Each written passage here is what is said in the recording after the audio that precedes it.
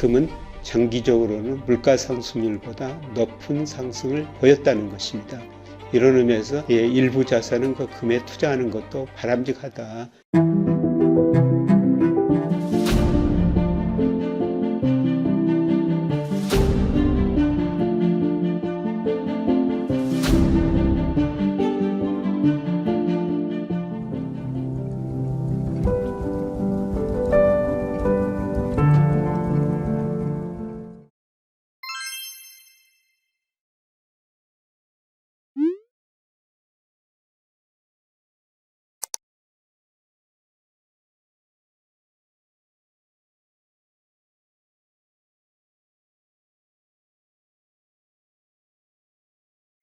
안녕하세요. 김영임입니다.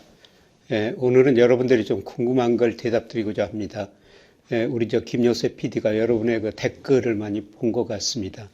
그래서 저한테 과제를 줬어요. 금하고 N에 대해서 좀 분석하고 투자 방법에 대해서 구체적으로 이야기해달라. 그런 거 제안을 받고 여기 금하고 N에 대해서 연이어서 한번 살펴보겠습니다. 우선 그 금이에요. 우선 그 금 가격 장기 추이를 보면요. 금 가격이 장기적으로는 상승해 왔습니다. 제가 1973년부터 이 그래프를 장기 추이를 그려놨는데요. 추세선 금 가격 지속적으로 상승했고 달러 지수는 주요 선진국 통해서 달러 지수예요. 그런데 달러 지수는 장기적으로 추세적으로 하락했죠. 그래서 이 그림을 보면은 장기적으로 달러 지수는 하락했고 금 가격은 상승했다 이렇게 볼 수가 있습니다. 그래서 이 그림만 보더라도 우리가 중장기적으로는 금을 사야 되겠다 이런 생각이 드시지 않을까 이렇게 생각이 됩니다. 제가 금 가격을 결정하는 요소를 한번 분석을 해봤어요. 그래서 금값을 달러 지수 그 다음에 미국 금리가 떨어지면 금값이 오르고 또 물가가 오르면은 금값이 오르죠. 그가 가장 중요한 영향을 미치는 요소 중에 하나인데요. 제가 2000년 이후로 통계로 분석해 보니까 달러 지수가 1% 하락하면은 금값은 1.34% 상승했다는 겁니다. 그래서 금값을 전망하기 위해서는 그 달러 지수를 볼 수밖에 없다. 그렇게 보는데요. 달러 지수가 장기적으로 하락했다고 말씀드렸습니다만 그동안 그 두 번에 걸쳐서 크게 하락했어요. 85년 9월 플라자 합의를 통해 아주 미국이 달러 약세를 유도했죠. 이때 달러 가치가 51% 떨어졌고요. 그 다음에 2000년 IT 거품 붕괴되면서 미국 경제가 세계 GDP에서 차지하는 비 31에서 21%가 떨어지면서요. 달러 가치가 무려 40%나 하락했습니다. 작년에 그 달러 가치가 많이 올랐는데요.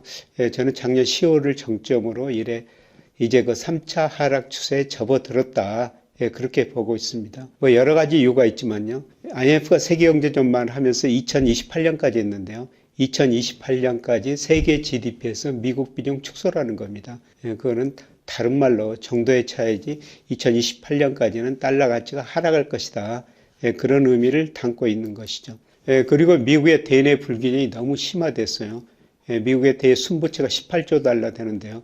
이걸 외국인 직접 투자, 외국인 증권 투자로 미국이 견디고 있죠. 그러나 미국의 연방정부 부채, 그 다음에 대순부채가 제가 보기에는 지속할 수 없을 정도로 계속 늘어나고 있습니다. 이런 걸 보면서 2011년에 S&P라는 신용평가회사가 미국 국가 신용등급을 한번 떨어뜨렸죠.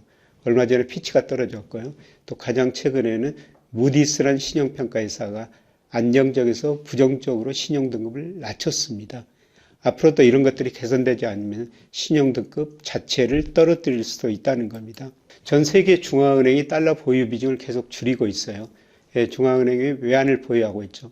달러, 유로와 엔, 파운드, 최근에는 이하나 비중이 좀 늘어나고 있습니다만, 그런데 달러 보유 비중이 2000년에 71%였어요. 그런데 작년에 달러 가치가 오르고 그럼에도 불구하고 달러 비중이 59%로 떨어졌다는 겁니다. 특히 그동안 그 달러 비중을 줄이고 금을 사는 나라가 러시아였고요. 최근에는 중국입니다. 2001년 중국이 WTO에 가입하면서 저임금을 바탕으로 미국으로 수출해가지고 작년까지 약 6조 2천억 달러 무역수지 흑자를 냈어요. 이 돈 일부 가지고 미 국채를 사준 거죠. 13년 이 무렵에는 미국 국채 중 중국이 사준 비중이요 굉장히 높아졌고 그 다음에 금액도 1조 2,700억 달러까지 갔어요. 근데 그 이후로 계속해서 줄어들고 있죠. 특히 9월에는 7,781억 달러로요. 8천억 달러 밑으로 돌아섰습니다. 중국이 이렇게 국채를 줄이고 금을 사고 있습니다. 그래서 중국의 금 보유 비중이 굉장히 빠른 속도로 최근에 늘어나고 있는데요. 최근 국제 금협회라고 있습니다. 세계 금협회인데요. 여기서 보니까 지난 10월 통계인데 금 비중이 4.4%까지 올라갔습니다. 물론 이것도 다른 나라에 비해서 유럽 국가들에 비해서는 낮은 수준이에요. 유럽 주요 중앙은행들 보면은 70% 안팎의 금을 보유하고 있죠. 중국의 외환 보유액 중 금 비중이 4.4%까지 올라갔는데요. 이 보유 비중이 계속 늘어날 거라는 겁니다. 이런 측면에서 볼 때 상대적으로 달러 가치는 떨어지고 금 가격은 올라갈 수 있다, 이렇게 볼 수가 있어요. 그 다음에 앞서 금 가격을 결정하는 게 미 국채 수익률이다, 이런 말씀을 드렸습니다만은 이거는 블룸버그 컨센서스입니다. 블룸버그 컨센서스는 달마다 매월 달라지는 건데요. 이게 12월 초 블룸버그 컨센서스입니다. 올해 미국 경제가 2.2% 성장한다고 전망이 돼 있는데요. 그런데 내년은 1.0이에요.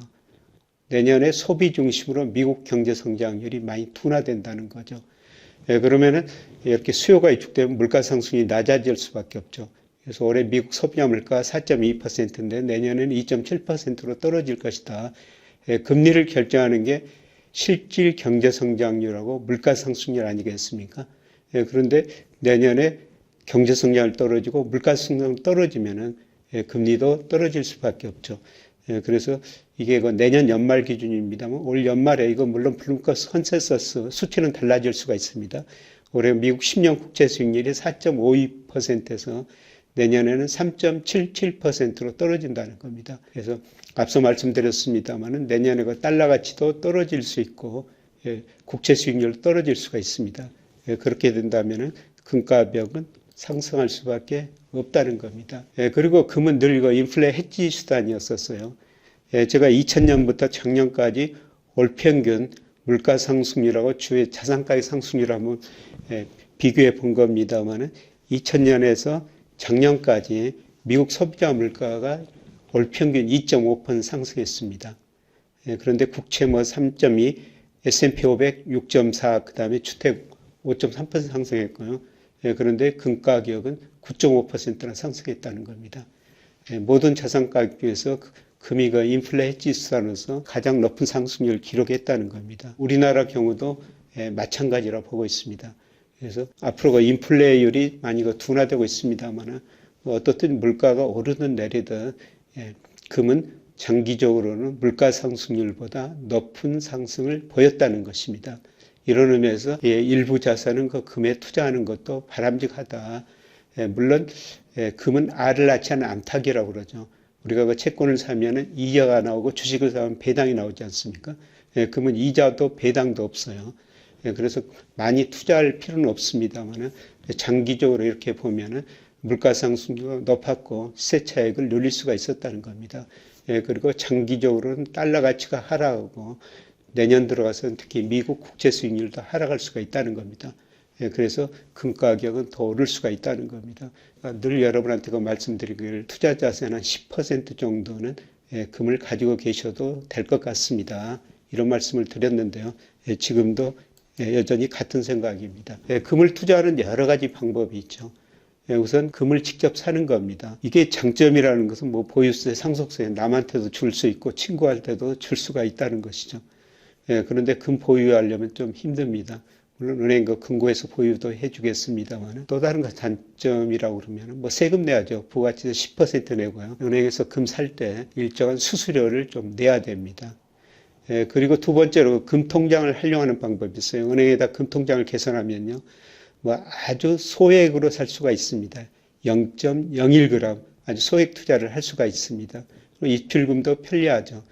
그런데 단점은 아니고요. 모든 게 세금을 내야 됩니다. 매매 차익에도 배당세 15% 정도 내야 되고요. 그 다음에 금 사모팔 때 수수료를 내야 됩니다. 그리고 우리가 은행에 예금하면 5천만 원까지는 보장을 정부가 해주거든요. 그런데 이거는 예금자 보호 대상에 제외된다는 겁니다. 그리고 예금이지만 이자가 없다. 이런 단점 같은 게 있을 수가 있다는 겁니다. 그리고 KRX 금시장이라는 게 있어요. 여기서 1g 단위로 소액 투자도 가능합니다. 세금이 없다는 것입니다. 그런데 이거는 단점은 개인형 퇴직연금, IRP, 그 다음에 개인 종합자산관리, ISA라고 그러죠. 이런 거는 투자할 수가 없고요. 그 다음에 실물로 찾을 때는 금을 살 때와 마찬가지로 10% 부가세를 내야 된다는 겁니다. 그 다음에 금 ETF가 있어요. 이거는 증권사 계좌만 있으면요. 일반 종목처럼 사고 팔 수 있습니다. 그래서 또 IRP로도 투자 가능하고요. 그런데 역시 그 이익이 나면은 매매 차익의 배당세 15.4%를 내야 되고요. 그 다음에 선물 ETF 투자하면 롤오버 비용 같은 게 발생할 수 있습니다. 그리고 이거는 저 금 실물로는 받을 수가 없습니다. 여러 가지 그 금 투자 다양한 방법이 있습니다. 그런데 저는 뭐 증권 계좌가 있기 때문에 좀 편리해 가지고 주로 그 금 ETF를 활용해 가지고 제 투자 자산의 한 10% 안팎 금을 그 투자하고 있습니다. 그래서 요약해서 말씀드리면요. 아주 장기적으로는 금값은 올랐다. 달러가치 하락했다. 앞으로도 세계 경제에서 미국 비중 축소, 그 다음에 외환보유액 중앙은행의 달러 축소 이런 걸 볼 때 달러 가치가 장기적으로 하락할 가능성이 있고 금은 더 오를 수가 있다는 겁니다. 그리고 아주 장기적으로 보면 금은 늘 인플레를 해지할 수 있는 투자 수단이었다는 것이죠. 이런 의미에서 금 투자도 어느 정도 하실 필요는 있습니다. 알을 낳지 암탉이다. 이자가 배당이 없으니까 시세 차익만 누릴 수 있기 때문에 많이는 투자할 필요가 없다. 한 투자 자산 10% 정도는 괜찮을 것 같다. 이런 말씀을 드리고 싶습니다. 고맙습니다.